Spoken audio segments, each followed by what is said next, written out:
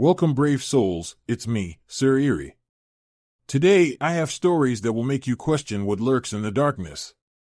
If you are a fan of scary stories, be sure to subscribe to my channel. I upload at least 3 times a week. Without further ado, let's begin.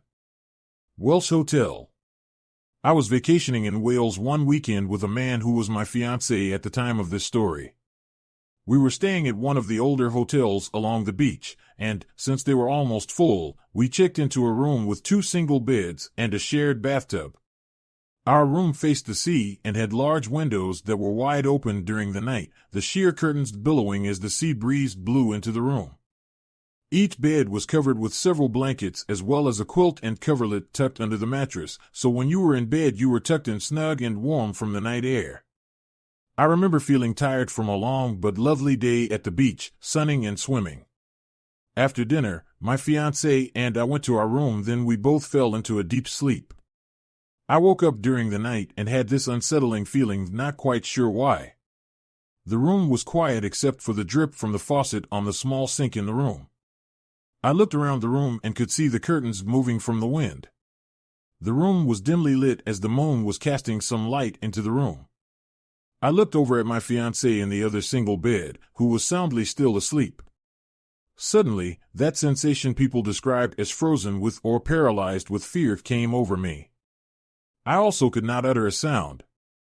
I struggled to get my breath as I saw the white filmy figure of a woman emerge and approach my bed. I knew my fiancé was next to me, only a few feet away. I knew I was awake and not dreaming as every detail of the room was lit by the moonlight. I knew I just needed to scream and my fiancé would hear, but I couldn't get out a sound. I held onto the covers under my chin for dear life as the filmy white figure seemingly floated to the bottom of the bed, and I could feel the covers being pulled from the bottom of the bed and out from under the mattress. I felt I knew she or it wanted to hurt me, to smother me, but I still couldn't get a sound out. Finally, a small sound escaped from my throat and I kept gasping and trying to scream till enough came out that my fiancé heard me and jumped out of bed and rushed over to my side. The filmy figure disappeared, but I was shaking and crying from fright. My fiancé said that it was just a bad dream, and I almost believed him till I saw all the covers from my bed lying in a heap at the bottom of the bed, lying on top of them. It is impossible to pull them out from under the mattress beneath you yourself while they are tucked under it. We have tried over and over again, even though it was a small single bed for the 2 of us. I slept in the same bed as my fiancé the rest of the night.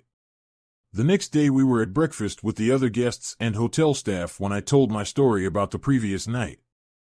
Most everyone who heard it believed it really happened, and they said the hotel was haunted and the scene of a great fire that broke out at the turn of the century.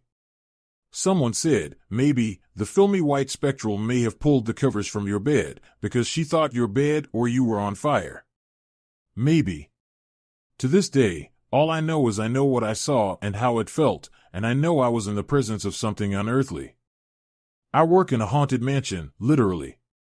I'm a behavioral health technician. I got a new job back in September at what's considered a luxury drug and alcohol rehab facility. The facility is a huge mansion that on the outside looked like a mix of the Banks Bel Air mansion on Fresh Prince, or a mini White House. It's 3 levels, has 13 rooms that all have private bathrooms with jacuzzi tubs. There's a gym, 3 living rooms, a huge commercial kitchen, a ballroom/yoga studio, DR office, huge garden, and an elevator. My first week, I had 2 clients tell me it's haunted, and I laughed it off. My schedule is 11 p.m. to 7:30 a.m., so majority of the time all the clients are asleep and it's just me and a nurse in this huge house, so it's quiet. My office is on the 2nd floor. Nurse's office, along with the kitchen and huge pantry, are on the 1st floor. The pantry is locked at all times, and the nurse has the key. Couple weeks ago, the nurse come stomping up the stairs yelling at me saying I scared her hiding in the pantry. Am lost. Because I hadn't left my office, and when I tell her that, she goes pale, and she's like, you weren't just in the pantry, and yelled knock knock. I say, no, how could I be when you have the key? She walks out. 10 minutes later I hear her talking, so I go down to her office and she's down on her knees praying in Punjabi. At 6 a.m. the chef and handyman clock and ask how was our night, and I jokingly say Casper scared Nurse J in the pantry. The chef says, ooh, that's K. If it was in the pantry, I'm like WTF. He then goes on to say he's worked here for 15 years and it used to be a retirement home, so lots of residents passed away here. He named off certain residents and where their ghosts have been seen, saying they've always been kind, not malicious type hauntings, etc. Nurse J put in her 2-week notice and is no longer here. I hear footsteps. Lights flicker and the fireplaces randomly come on, but I haven't had anything actually speak to me like Nurse J, though my pay is significantly higher than average and my supervisors say it's because he can't keep NOC shift staffed. I think it's because it's haunted, and my pay is too good to scare me away. The house on Attica Road, my friends growing up lived in an older house and there were a lot of stories. It was a larger home with a finished basement. 2-bed, 1-bath upstairs, 2-bed, 1-bath downstairs. One of the bedrooms downstairs was down a short hallway and had no windows. It had that old, fake wood paneling on the walls and a small closet with folding doors. When they had first moved in, one of her brothers said that he saw a man sitting on the bed in that room, wearing a suit and smoking a cigarette. I'm pretty skeptical of anything paranormal, so I honestly didn't really think anything of it, but there was always a bad feeling going towards that room. They had a larger family, 7 siblings, so the bedrooms were swapped around as the kids got older and moved out. Eventually, that room was passed to my friend. One night I came to stay over, and when we turned off the light to go to bed, there was a little white light on the floor. We tried to figure out where it was coming from, but there was literally no possible source. We gave up and tried to go to sleep, but the room felt off. Like I was going to open my eyes and see something in my face. We got back up, turned on the lights, and had one of her brothers come down. They had a puppy at the time, and when he sat the dog down on the bed, it started yelping loudly. Needless to say, we did not sleep in there that night. There was another time that we were sitting in the den downstairs in the dark, and we started taking pictures of that back hallway.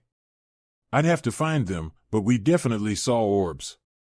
I personally never experienced anything paranormal, but the feeling I got in that portion of the house still makes my eyes water. What have you experienced that was paranormal, or just gave you a bad feeling? Soldiers encounter strange creatures. Sorry if I write something wrong, I'm not that good at English. The story from Granddad. I have a granddad that was a soldier in the Soviet Union. He was stationed at a checkpoint near an airbase somewhere near Serbia. The checkpoint was surrounded by woods. There was only one road what went to the checkpoint and to the airbase. Sometimes when he ride down the road to the checkpoint, he would find dead animals, like at least 3 to 4, sometimes 5 or 6, but one day when he was riding down the road with a car, there was 4 guys in the car. One, my granddad, he saw a bloody deer or moose. When he saw the moose or deer, he pressed the brake pedal so hard that one of the men in the back flew into the front.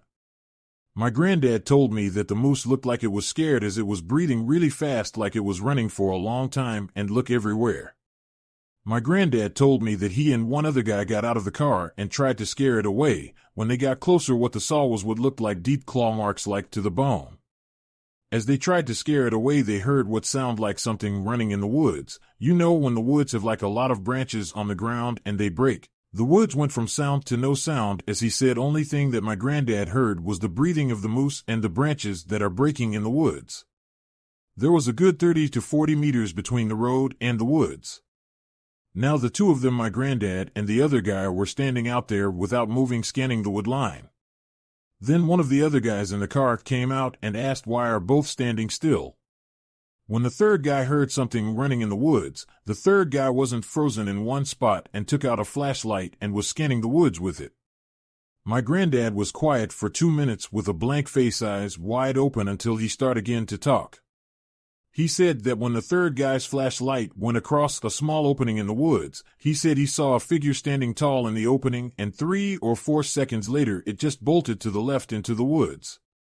When the tall figure bolted to the left, granddad and the second guy ran to the car and grabbed their rifles and ran next to the third guy, who was still scanning the wood line.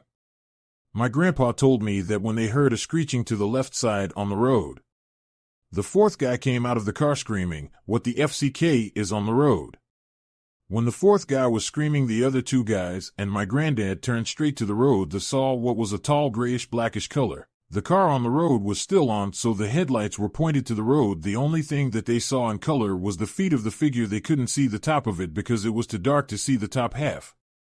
My granddad said the guy who was screaming took out a handgun and shot 3 to 5 rounds at the tall figure. It screeched and ran to the other side of the road towards the woods.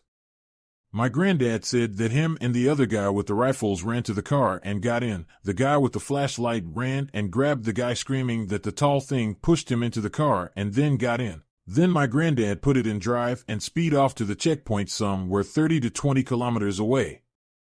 He said it the only thing that made him scared for his life. He and the other 3 guys swear to never speak of it to anyone in the army. He is still alive and kicking. Hope you like the story.